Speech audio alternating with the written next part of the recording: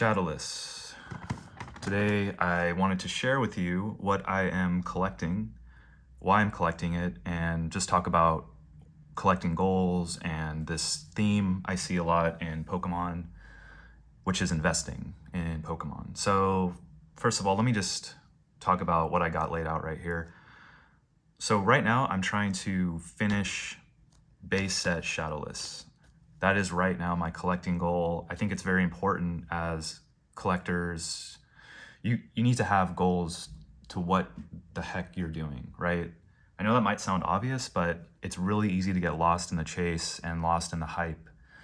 And before you know it, you don't even know what you have in your collection. You're just buying things, you're filling your binder, you don't even know what's what. It's the next set's coming out. There's a lot of hype and a lot of stress surrounding the hobby.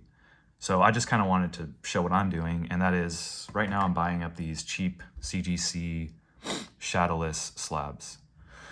It's really interesting. The Shadowless slabs right now are more affordable than a lot of the raw cards. And I know these grades are low, but I'm gonna crack these open and put them in my binder, so it's perfect for me. This Alakazam was under 50 bucks, for example, which is crazy. I mean, it's rough, but like it's still Shadowless. It's a good price. This I got from a friend, so I got a good price on this, and this one's gonna be really hard to crack, to be frank. But that was my goal, so I'm gonna do it. This Magneton was like 20 something dollars. I mean, it's just crazy. This Raichu, which Raichu's my favorite, this was about 40. I mean, a Shadowless Raichu raw, you can't find one for 40 unless it's, bent in half, and which I would still even buy that. But this is the time to buy cheap slabs. I mean, I know that's old news. If you're into collecting right now, you probably know that, but this is what I'm buying specifically, and with the goal of filling out my base set binder. So as you can see, I got the classic Shadowless here, or I'm sorry, not Shadowless, but base set, and I'm gonna replace all of these with my Shadowless cards that I'm slowly buying up. I do have some from childhood. This has been mine forever. Let's see, this Zapdos over here, had it forever. This is another Shadowless I bought just off eBay. It was a little pricey, not pricey, but this was like, I think this was like 38 I paid for this damaged Venusaur, but man, I just really don't care. It's just for my binder, and I think I like when they're worn out like that. Like, I like that look. Not everything has to be a PSA 10 or 9. Like, I really don't care, especially if I'm just filling out a binder for me. So the reason I'm bringing this up is because I just think it's very important for you to have clear collecting goals, like what you're trying to do, and not get caught into the hype. There is such a trend right now of people telling you to invest in Pokemon, and this stuff's gonna go to the moon, or like this is slept on, or whatever the trendy words are right now. My advice is to ignore all of that stuff. If someone is telling you what to do with your money, that's a red flag to me. It's a red flag. I don't care who it is. And I don't think they have anything sinister going on. It's just, they don't know your situation. You know what's best. It's not a game when it comes to what you do with your money. So just think about it. Be careful. Think, can I buy these and sit on them for 5 years and it's not going to financially affect me at all? If the answer is yes, that's great. Go ahead and buy some Evolving Skies booster boxes to sit on, because those are going up in price. They always will, because that set that was the best set of 2021 in my opinion.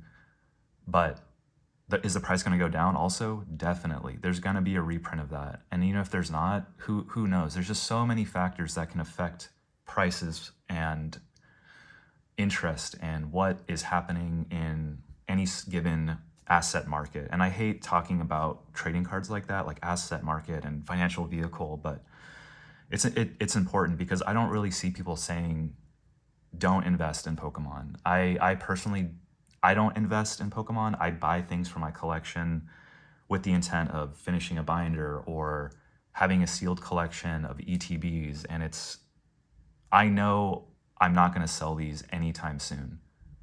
Is selling and buying and trading a part of the hobby? Of course. I've sold hundreds of cards to people. I take the money I get from selling cards and I put it right back into the hobby. And even if you don't do that, like that's totally cool. Like you can sell, you can make money off whatever you want, right? As long as it's safe and you're not hurting anybody, that's all good. I just think it's a little irresponsible to tell people to invest in Pokemon at all, because it's not really advice that is sound. The boom is over. 2020 happened, 2021 happened. Those sort of returns and that craziness that we saw is likely to not really happen again. At this point, Pokemon as an investment vehicle is either going to stay flat, rise very slowly, or decline. And that might sound obvious. I just want to put it out there that anything modern from 2020 on, so many people are buying that stuff up, sealed product or singles, and they are sitting on it. And it's going to be a very long time before modern product is,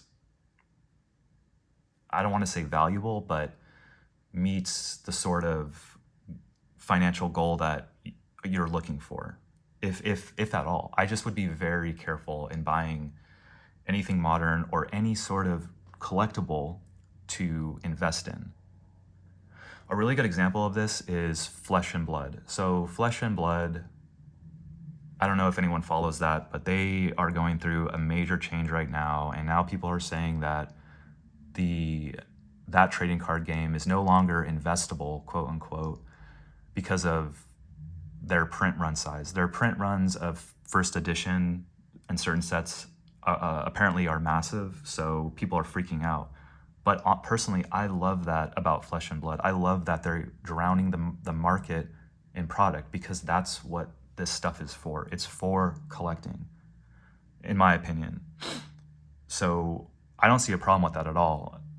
The reason I bring it up is because you've had people buying Flesh and Blood product thinking it was going to be worth 10 times what they paid within a year, and now they have found out that that's not the case with certain sets, and everyone's losing their mind. And that is the nature of collectibles. You're better off investing in the stock market or index funds or bonds or more traditional, again, financial vehicles. And here I am saying you should do this, right? I'm not saying you should do it, but it's something you should weigh against investing in Pokemon. Look at the 5-year chart of an index fund. Look at the 5-year chart of a Pokemon product as an investment, and I think you'll be surprised. I'm not going to throw that stuff up because I could make it look right if I wanted. I can make it look wrong if I wanted. I just want to throw it out there that I think everything going on in the Pokemon world right now is so crazy, and I don't want to see people get hurt financially, because I know what that's like. Losing money on investments, it happens all the time to everyone. So just to sum this video up, please, when you're collecting, just try to have some goals and work towards those goals, because what you want is possible out of the hobby. But I would just be very careful in those channels that tell you to invest. And again, like there's nothing wrong with those people. I'm not saying anything bad about them. I don't think they're bad people. I watch some of those channels, but I don't see anyone saying the opposite. So I just felt it was important to say, I don't think you should do this at all. I think you should just collect. And if 5 to 10 years from now, your collection is worth 10 times what it was, and you need to sell it, or you want to sell it because you want to let go, or you need to buy a house, like that makes perfect sense to me. But this is not a financial game, and I just think it's irresponsible to look at it like this is a sure thing. So I just want to throw that out there. One last thing. Look at this. So this is Chansey. So I bought these from the same person, and he said when he submitted them to CGC, they mixed them up, which I think is so funny. This is what I'm talking about. I mean, these might even be worth more, but I just don't even care. Like, I'm going to crack them open and put them in this binder. Maybe I'll update everyone on the binder if you care. I mean, it's just for fun. But yeah, everyone, I just wanted to make this video today and blabber on. If you made it this far, thank you for watching. I'll have another box opening video hopefully next week. Take care of yourself, take care of each other, and have a good Sunday.